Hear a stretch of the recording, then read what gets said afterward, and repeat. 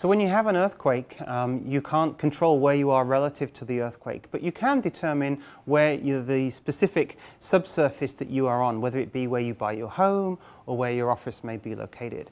And so what you don't want to be is on soft muds.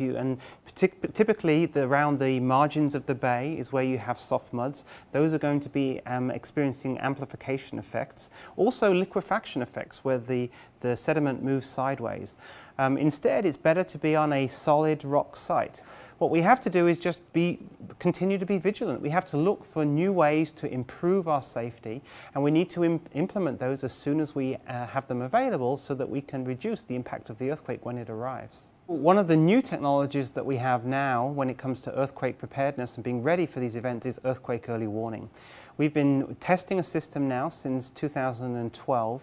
And in the Napa earthquake, the system detected the earthquake, it assessed how large it was, and it pushed out a warning seconds before the shaking occurred. So this was a great success for us.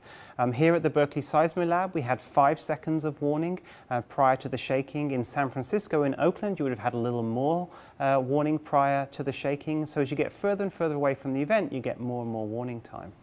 So while the system has been running and performing very well, before it can be a full-blown public system, there needs to be some improvements. And so that's what we're asking for the investment, $120 million to build a public earthquake early warning system along the West Coast, California, Oregon, and Washington. What that funding would do is 2 things. It would add additional seismic stations to fill in some of the gaps, and it would also upgrade the existing seismic stations to make them faster. And in fact, for this particular earthquake, Napa was very close to the epicenter, of course, and so in fact it would not have received a warning from the system that we had running on Sunday morning. However, with that investment, with the speeding up of the stations, then Napa would have gotten a warning, possibly about a second's worth of warning. So what can you do with a few seconds, up to a minute's worth of warning? Well, as individuals, you can immediately move to your safe zone, whether it be under a sturdy table, away from hazards that you know. So you need to be aware of your environment at home and at work, and that way when you get a warning, even if it's just a few seconds, you can duck, cover and hold on and reduce the likelihood of injuries, the kind of injuries that we saw in Napa over the weekend. But also, automated control is key. So for example, the BART train system, the rail system here in the Bay, already gets our warnings, and they automatically slow and stop the trains, thereby significantly reducing the likelihood of derailments. Elevators can open at the nearest floor. Surgeons can step back from their patients. They can lift that scalpel off your eyeball just before the shaking starts. So there are many kinds of applications for earthquake early warning, and all of them will reduce the impacts of these future quakes. We have to really recognize that this Napa quake is just a warning to us, a reminder to us that we are going to have a big earthquake, and it could be today. It may not be for a few years, but it could be tomorrow.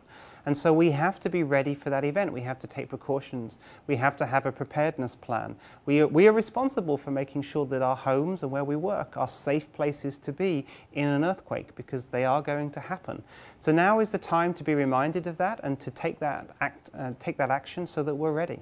General, what do you think about the FBI saying that there's a terror alert on Monday about a potential Fort Hood situation? The police are shoving people, shoving Alex, shoving the crowd. Here we go, folks. I'm being assaulted. Whether it's the radio show, the news websites, documentary films, or the nightly news, InfoWars is the tip of the spear. Is this another false flag stage attack to take our civil liberties and put more homeland security while sticking their hands down on pants on the streets? It's up to us to set brush fires in the minds of men and women everywhere, and that's what PrisonPlanet.tv is designed to do. You watch, the Assad regime is going to be blamed or accused of using chemical weapons against the so-called rebels. What we see now is a war against reality. It's a war against the truth. It's more vital than ever that supporters of freedom become members of PrisonPlanet.tv and share their membership with up to 11 friends and family. Visit InfoWarsNews.com today. Become a member, share your membership, and help take the InfoWar to the next level.